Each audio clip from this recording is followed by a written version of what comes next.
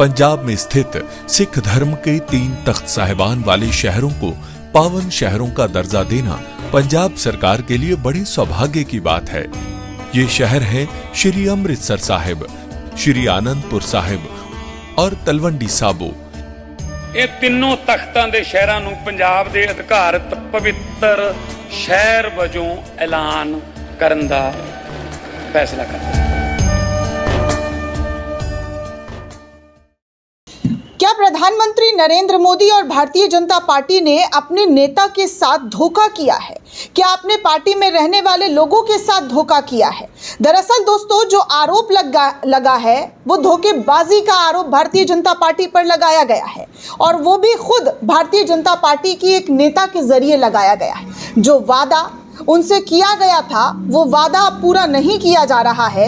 इस वजह से सार्वजनिक तौर पर भारतीय जनता पार्टी की नेता ने जो आरोप लगाया है वो बीजेपी के लिए शर्मसार कर देने वाला आरोप है दोस्तों, क्योंकि जिस पार्टी में बड़े बड़े शब्दों का इस्तेमाल किया जाता है, अगर उसी पार्टी में बीजेपी नेता ये कह दे कि मुझे मेयर बनाने का वादा किया था और अंतिम समय में मुझे धोखा दे दिया गया, तो क्या ये भारतीय जनता पार्टी के मुंह पर कड़ा तमाचा जैसा नहीं दिखाई दे रहा है दोस्तों, कि जो वादा किया गया वो निभाया नहीं गया, जो वादा किया था निभाना पड़ेगा लेकिन वो निभा नहीं पा रहे हैं। ऐसा ही आरोप जो है मेयर बनने वाली बीजेपी की नेता जो है अपनी ही पार्टी को लेकर सवालों के कटघरे में खड़ा कर दिया है। पूरी खबर क्या है आपको पूरी जानकारी के साथ बताऊंगी कि क्यों अचानक से भारतीय जनता पार्टी के अंदर इतनी खलबली, बेचैनी, घबराहट जो है देखने सुनने को मिल रही है।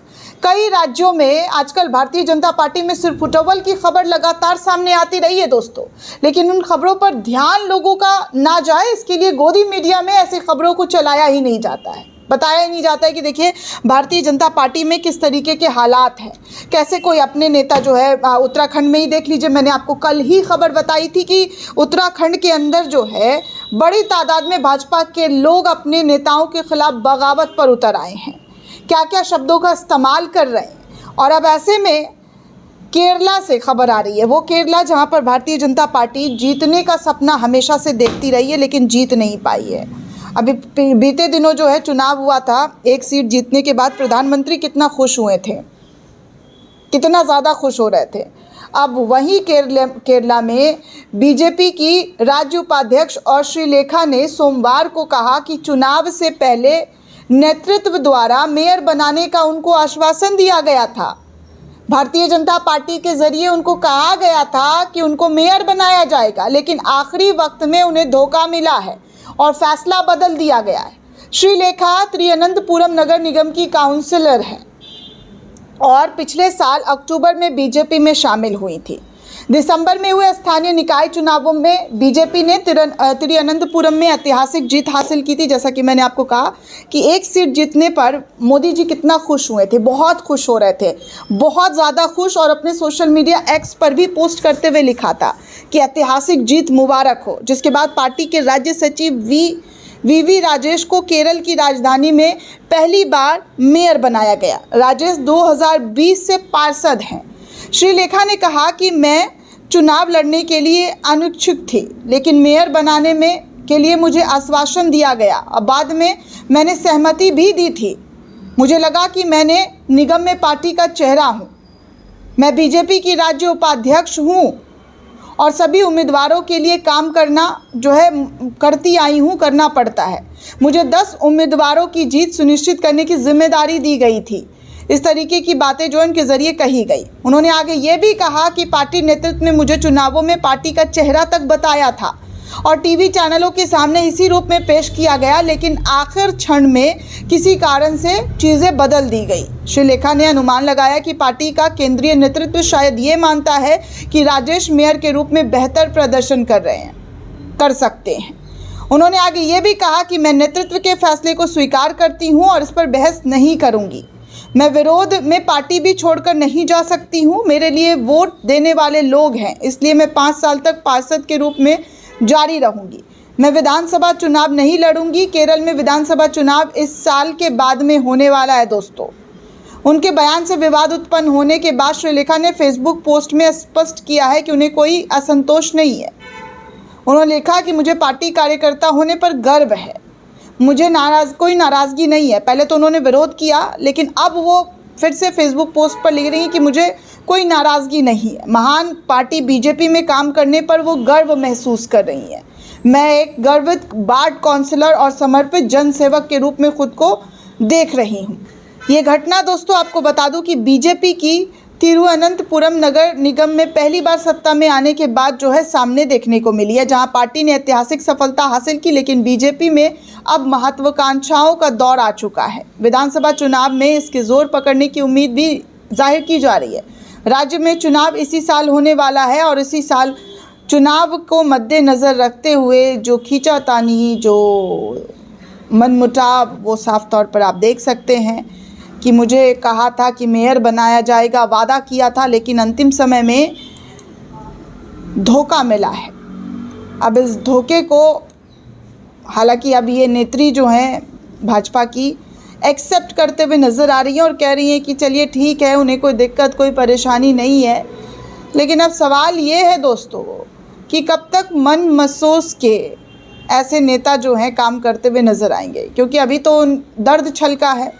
हालांकि बाद में फिर इन्होंने अपने स्टेटमेंट को चेंज कर लिया है, लेकिन हकीकत ये है कि यहाँ पर साफ तौर पर दिखाई दिया जा रहा है कि भाजपा जो है अंदर ही अंदर खोखली हो रही है अपने राजनीति दलों के बीच। चाहे केरला हो, चाहे वो उत्तराखंड हो, उड़ीसा हो, हर तरफ भारतीय जनता पार्टी जो है अपनों के हाथ पिसती हुई नज़र आ रही है। अपने लोग जो हैं उन्हें छोड़ते हुए नज़र आ रहे हैं। खैर, आपको आगे ये भी बता दूं, एक बड़ी जानकारी निकलकर सामने आ रही है कि वरुण गांधी के कांग्रेस में शामिल होने की खबर जो है लगातार निकलकर सामने आ रही है। कई लोग कह रहे हैं कि बहुत जल्द वरुण गांधी जो भाजपा में थे, जिन्हें पिछली बार टिकट नहीं दिया गया था लोकसभा में, अब वो कांग्रेस का दामन थाम सकते हैं। गांधी परिवार के साथ जो है इस बार वो चुनावी मैदान में उतर सकते हैं। खबरों के अनुसार कांग्रेस के कुछ दिग्गज और पुराने नेताओं की वरुण गांधी से बातचीत चल रही है। इनफैक्ट बातचीत हुई भी है। खबर ये भी है कि जब प्रशांत किशोर और प्रियंका गांधी की मुलाकात हुई तब वरुण गांधी को लेकर भी बातचीत हुई है।